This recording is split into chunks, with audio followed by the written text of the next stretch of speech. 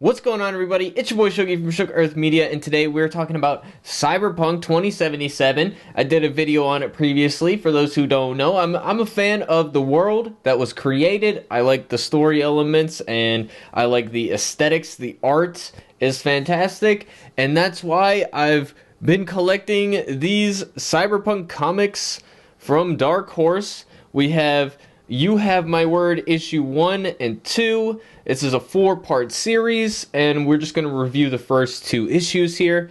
And I just wanted to show off this little Johnny Silverhand figure I got for like $5 on clearance from GameStop.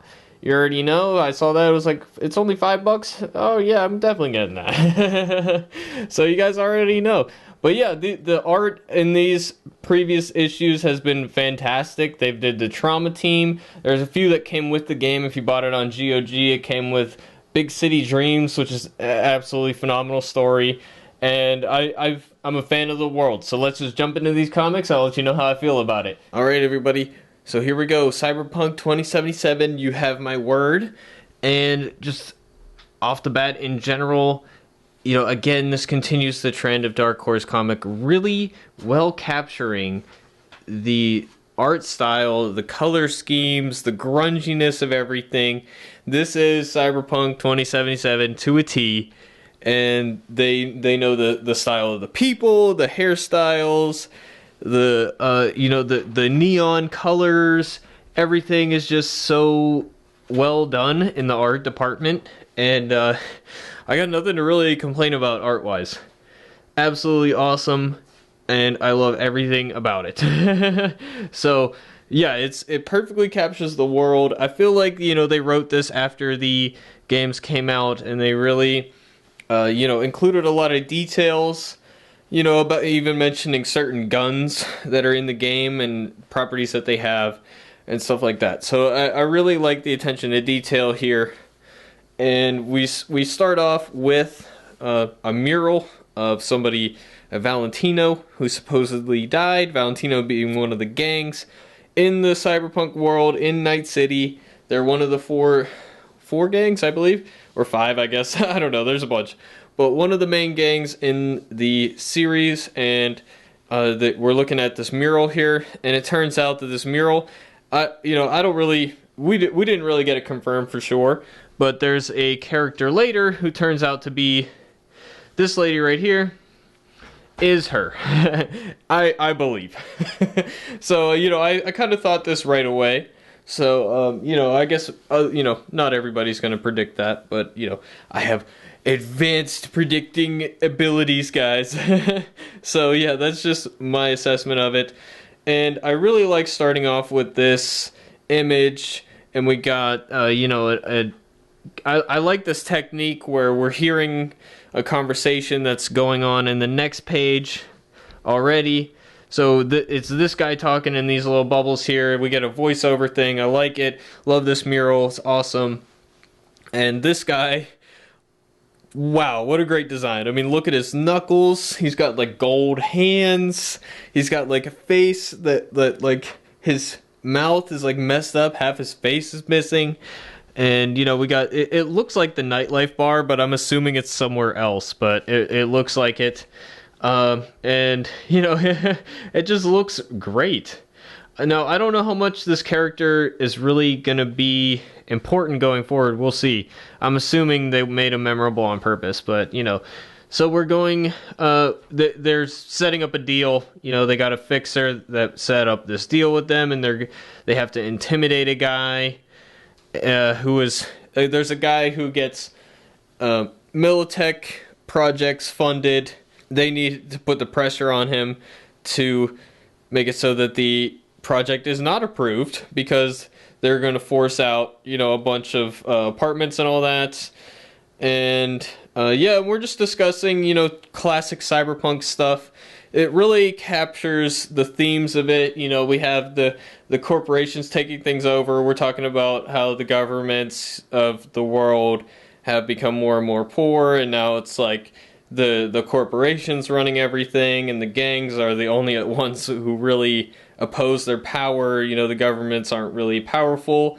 The military of this world is run by the corporations. So there's really not, a lot of government authority going on. So we're discussing these things, and it's great world building. And now we're at this diner. We got this lady Teresa, just basically getting completely shit on by some really annoying people. And yeah, we got like the patrons of the diner just being complete assholes, So let's get that out of the way. But yeah, so we, this lady of all people calls somebody ugly. Of course, everybody has scars, everybody's got prosthetics. This is a brutal world, very violent, and you can see it in everybody's character. And it's very much, this series is about the sacred being the body, becoming profane, and being modified and all that. So that's what we get to see in every background character has unique designs to them, and they spend a lot of time on even these background characters, so I really appreciate that. But yeah, then she's getting put upon, and then we got this Oriano character on the phone with somebody. We find out later that it's it's, well, we're spoiling everything here. This is her mother, and her mother is the Valentino person that died. And she's it turns out that she's been, giving them money, trying to help them out, and posing it to her father as if he was getting a pension. It turns out he's not, and that it's really just her, doing these jobs that's getting them money. And presumably the mother, her mother Teresa is in on it, and it was kind of her idea. So she's feeling this guilt over what happens to her. But, again, we get these, parts of the city where you can't even see the sky. And you got these, crosses. And it's really great artwork, as always. And this is Teresa's granddaughter, Oriano's daughter here. And he's teaching her to shoot, but she really doesn't want him to do that. And here's a part that I find really interesting. Cyberpunk is really great at these small stories that are really tragic but also like sick, twisted, and just messed up. So we have this guy that they're going after, this guy who's Militech's guy in the city council. He's got a weird fetish for taking women out on dates and stuff, and then making them make a brain dance, which for those who haven't played the game, brain dance is it's kind of like the movies of this world, except it's more than just something you see. It's something you feel, smell, experience. You see all senses. You experience somebody's full, existence, basically. So it's you taking a life experience from somebody else that's been highly edited and stuff, and most of them are fictional. But yeah, so we get this really sick, twisted story where this guy does all these things, and it turns out that he's making a brain dance of it and showing it to his friends. He convinces them to make a quote-unquote private brain dance for him. But then he wants to record her feeling betrayed when she gets out of that mindset and realizes that people have been spying on her. And that's his fetish. I find this really interesting. It's really twisted, it's really sick, and it's perfectly in line with the Cyberpunk lore, so I really appreciate it. Yeah, and that's what's so great about these comics is this world has so much opportunity, endless opportunities for stories like that. This noir plus sci-fi plus twisted and degraded stories, and the double crossing, and everything's disturbed, and it's very hyperbolic, but it really doesn't really feel all that removed from the possibility of what could be. So it's a lot of fun in the speculative fiction sense. So really love this world, and it's such a perfect container for comics, almost even better than the games, because the games you only get stories that are really skin deep. We don't really get to attach ourselves to too many characters. There are a few that have, longer storylines, but most of them it's just kind of a one and done, other than the romance characters. So it's really nice to be able to get into, a longer form story here. But really, those small stories like that one that I just covered, those small stories are really where Cyberpunk shines, and that is true of the game as well. So, after that rant, of course, this is where we find out that Ariano is, the Teresa's daughter, and, she went through a lot to kind of hide that she was coming here. She switched cars and all that, but her mother's still kind of upset that she ended up coming because, she left that life behind. My thing is I feel like she's not far enough away. We'll get to that in a little bit, but I just have a few issues with the mother character and how she's just like, I don't know. I feel like if she really wanted to get away, she would be on the other side of the world. But we'll get back to that in a bit. And then, of course, she gets a phone call, and then, it being Cyberpunk and all, she gets moited. And then somebody's coming to visit the mother, and it turns out to be Oriano's friend telling them that she just died. And yeah, we'll move on to the next one in a second here.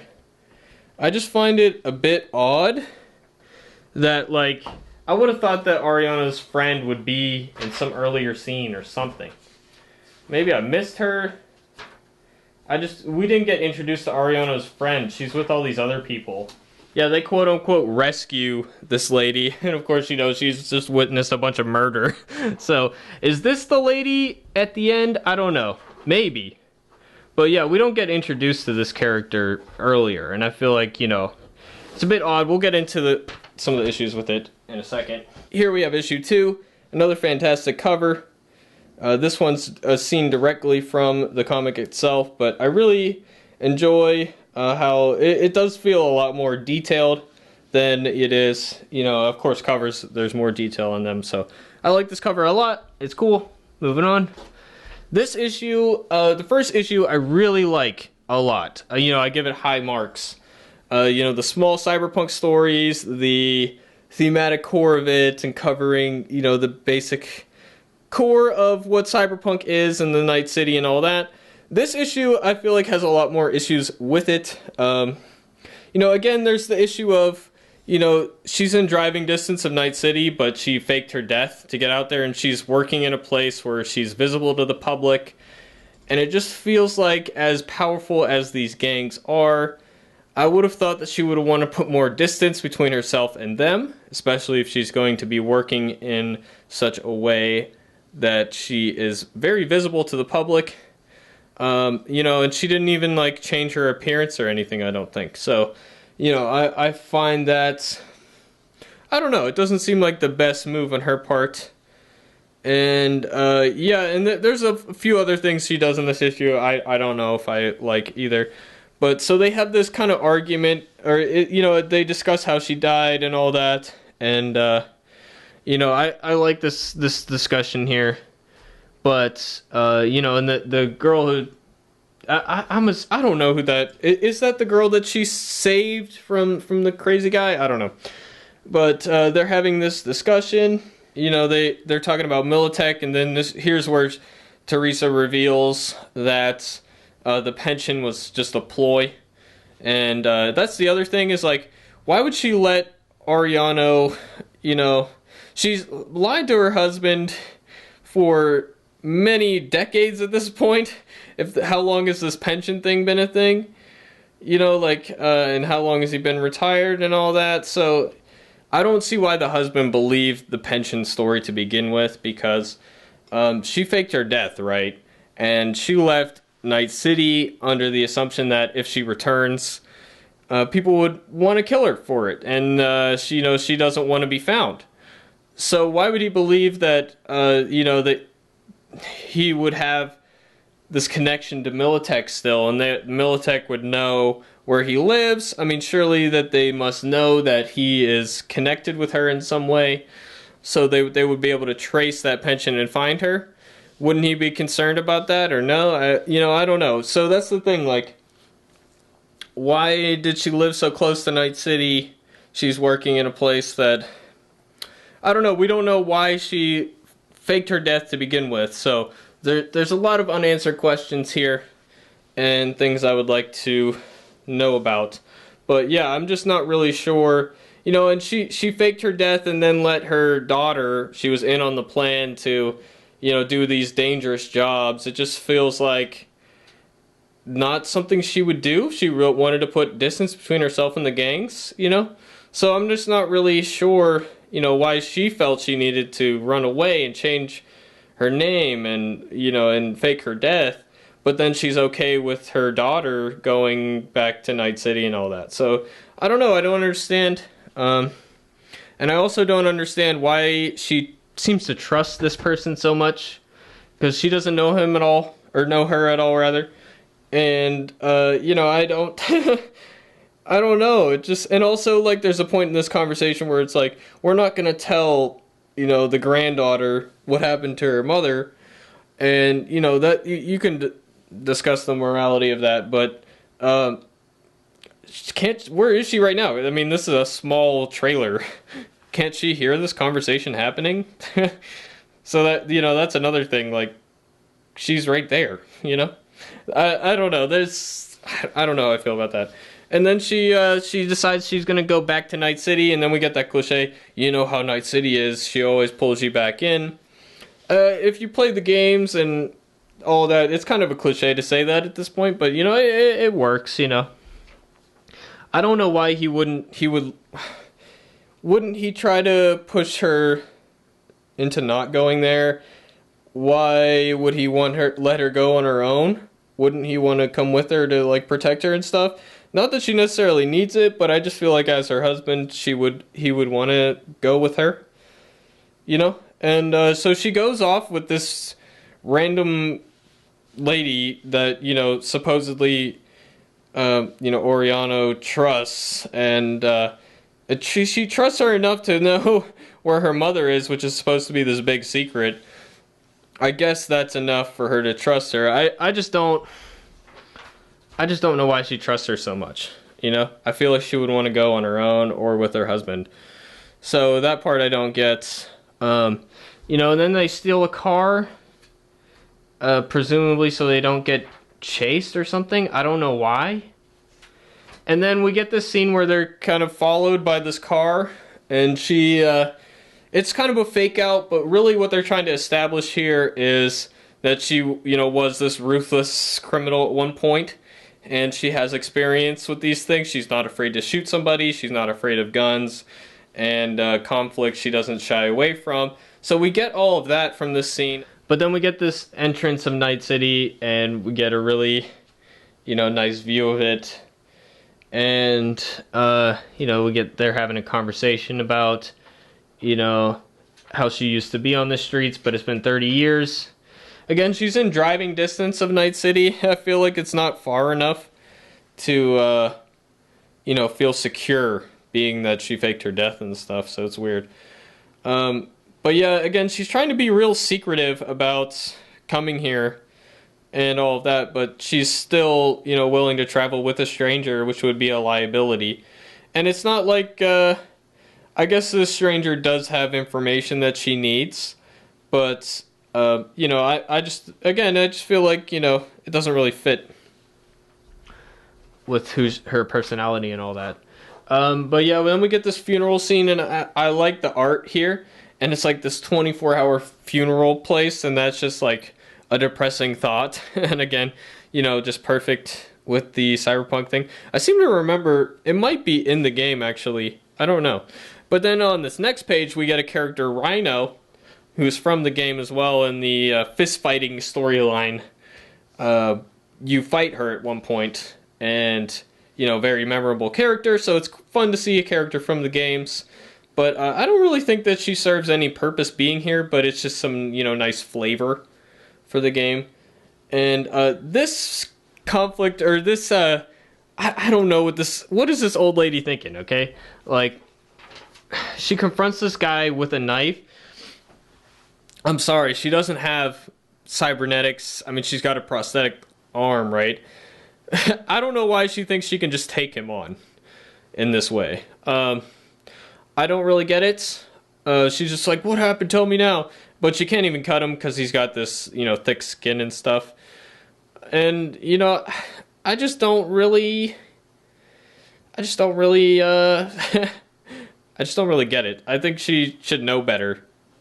She's so street smart.